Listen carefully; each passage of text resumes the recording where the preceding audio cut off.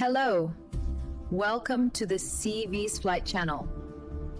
Bienvenue à Melbourne, en Australie, dans la voie des stands, la pit lane comme on dit, Franck Montagny. On va remonter les écuries une par une. D'abord, on vous explique, ça c'est la sortie de la voie des stands, l'entrée en piste sur ce tracé de Melbourne. Donc on se dirige dans ce sens-là. Mais nous, on va remonter à l'envers.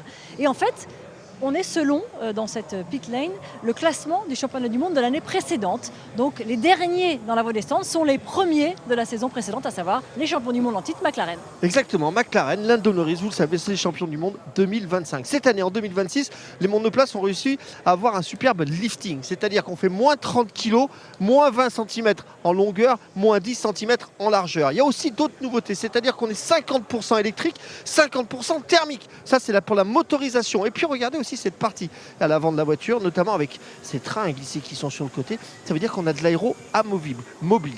Ça veut dire que cet aileron avant, comme l'aileron arrière, rappelez-vous de l'année dernière du DRS, et bien maintenant l'aileron avant va aussi se plier, se rabattre dans les lignes droites pour permettre tout simplement à la batterie de recharger. Pourquoi on permet à la batterie de se recharger? Parce qu'il y aura différents modes. Il y a un mode de boost, il y a un mode overtake. Ça permettra tout simplement d'aller un petit peu plus vite, d'avoir un petit peu plus de puissance dans la ligne droite. Le mode boost peut être activé sur la voiture. Le mode overtake, il est là un petit peu tout le temps. Le mode overtake, c'est celui qui va remplacer le mode du DRS de l'année dernière. Lorsque vous serez à moins d'une seconde de votre pilote que vous allez attaquer devant, celui qui vous précède, et bien lorsque vous passerez la ligne de détection, à moins d'une seconde, vous aurez une petite LED sur la voiture qui vous permettra de savoir que vous avez un mode un peu plus d'attaque dans la voiture, un peu plus de puissance. Ça sera le mode overtake et ça, vous pourrez l'utiliser dans certaines portions de la ligne droite. Ça, c'est pour les grosses nouveautés de l'année. On n'oublie pas les vice-champions du monde des constructeurs, Mercedes, avec Kimi Antonelli, qui rempile pour une seconde saison après sa première année de rookie plutôt très réussie, en tout cas très bien terminée. George Russell, sérieux prétendant cette saison. On sent que Mercedes a l'air très fort au vu des essais de pré-saison. Oui, n'oubliez pas, vous avez bien fait de le préciser parce que Mercedes est quand même l'écurie à battre cette année. Tout le monde en parle, tout le monde le dit, le moteur Mercedes est la référence absolue de ce championnat pour cette année. Et pour l'instant, franchement, on n'a pas beaucoup d'informations, mais on va vite le découvrir ici à Melbourne. La nouveauté ici, c'est Hadjar. Hadjar qui sera le pilote chez Red Bull, le pilote, celui qui va être secondaire, celui qui va seconder Max Verstappen, le lion Max Verstappen. Ça va être difficile, c'est une lourde tâche qu'il a. Une nouveauté également dans cette voiture, la Red Bull n'est plus équipée d'un moteur Honda, mais bien d'un moteur Ford. Et ça, c'est une grosse nouveauté parce que c'est une nouvelle entrée dans le monde de la Formule 1 du moteur Ford. Ça travaille en tout cas, bien sûr, dans les équipes. Paul Monaghan qui nous dit qu'on n'a pas le droit de filmer. Ça, on commence sur les chapeaux de roue, Franck. Ça, c'est votre quotidien sur les grilles de départ, mais aussi dans la voie des stands. En tout cas, le défi Red Bull, il est aussi de taille, bien sûr. J'entends pas tout ce que vous dites, pardon, mais il y a évidemment le nouveau moteur Ford pour Red Bull qui fabrique son propre moteur avec cet partenariat technique de Ford, bien sûr, et fournisseur de moteurs. Ferrari, on est là devant Charles Leclerc et Lewis Hamilton. Le challenge est grand, 7 podiums pour le Monégasque l'an passé, aucun pour le septuple champion du monde Lewis Hamilton. Cette année, encore une fois, au vu des essais, on est encore en amont de cette saison, donc ce sont bien sûr beaucoup d'interrogations, mais il semblerait aussi que la Ferrari fonctionne, qu'ils aient très bien travaillé durant l'année 2025 et à l'intersaison. Vous l'avez dit, elle est mieux, elle est bien née en tous les cas cette Ferrari. Il nous fait un petit peu rêver en tous les cas pour tous les tifosi. Clairement, l'année 2026, c'est l'année pour espérer. On a d'une part Lewis Hamilton ultra motivé, souriant. Si vous l'avez suivi sur internet, préparé comme une bête pour ce championnat 2026. On sait que Charles Leclerc aussi, il a les dents qui traînent par terre. Il rêve d'un titre mondial. Et puis cette écurie, il a besoin aujourd'hui de briller. Il a besoin de revenir sur l'avalon du plateau, de besoin de regagner des courses. Je pense que c'est un petit peu l'année ou jamais. Vous l'avez dit tout à l'heure, vous savez que l'ordre dans cette pit lane, c'est par rapport au championnat du monde de l'année passée. On a McLaren, on a Mercedes, on a Red Bull, on a Ferrari, ok.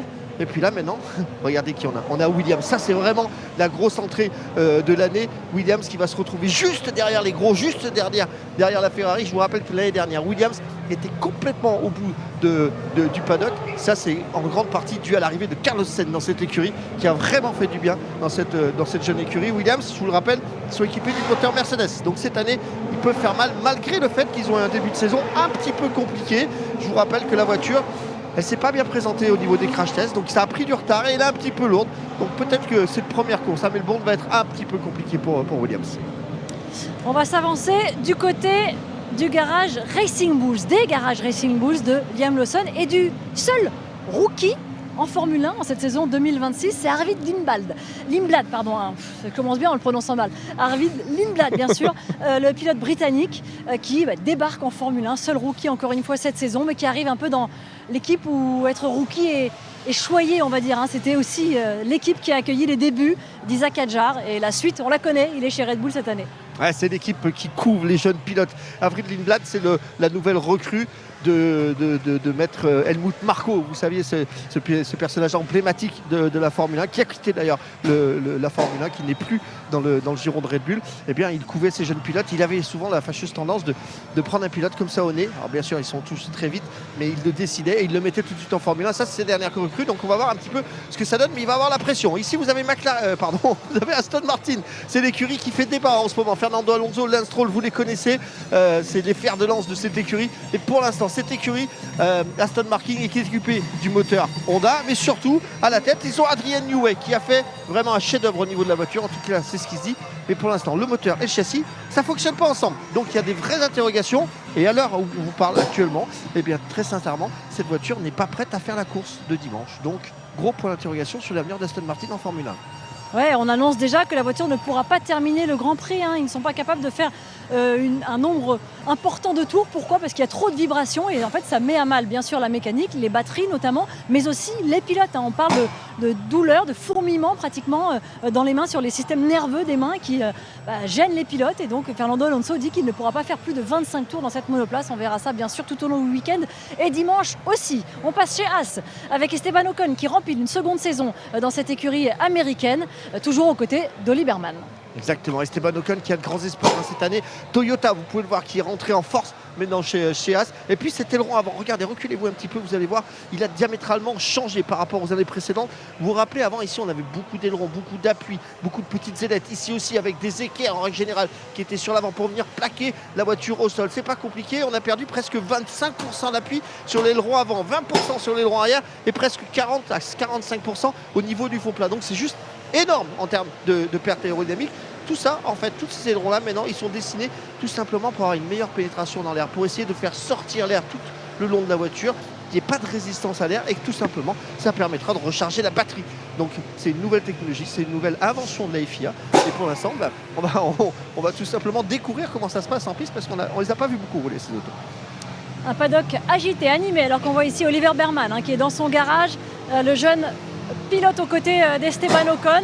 Ça travaille beaucoup. On a aussi pris un tout petit peu de retard. On rappelle qu'ici, lors des 2 premiers soirs à Melbourne, il n'y a pas de couvre-feu à respecter parce qu'il y a eu beaucoup de retard vu le contexte politique mondial. Eh bien, ça a retardé un petit peu les arrivées de certaines pièces, de certains éléments, de certains hommes aussi dans les écuries. Là, on arrive, Franck, sur un énorme défi. Celui d'Audi, une nouvelle écurie. Il y en a 2, il y a Cadillac, on en parlera tout à l'heure, mais il y a aussi Audi qui donc vient succéder à Sauber, à Stake. L'an passé, on garde le même duo de pilotes, la jeunesse, la fougue du Brésilien Gabriel Bortoleto et à ses côtés l'expérimenté Nico Hülkenberg qui, on le rappelle, a décroché son premier podium l'an passé. Mais il y a un énorme challenge, mais les essais se sont plutôt bien passés. Franck, les tours ont été enquillés. Qu'est-ce qu'on peut attendre ? On peut attendre la surprise de l'année tout simplement avec cette écurie. Alors oui, pour l'instant, Audi, c'est un peu la surprise absolue parce que on a construit le châssis, on a construit le moteur. C'est une toute nouvelle année. Alors oui, on a repris une ancienne écurie, Sauber. On n'a pas tout construit de A à Z, c'est-à-dire que l'usine était déjà existante, ça aide. Le tunnel de soufflerie était déjà existant, ça aide. Mais quand même, c'est un énorme challenge à laquelle s'attaque Audi, rentrer en Formule 1. Et je vous rappelle, 2030, on essaie de se battre pour le championnat du monde. Donc il n'y a pas de temps à perdre. Mais cette écurie, je pense qu'elle va vous impressionner cette année. C'est l'écurie à suivre pour moi tout le long de l'année 2026.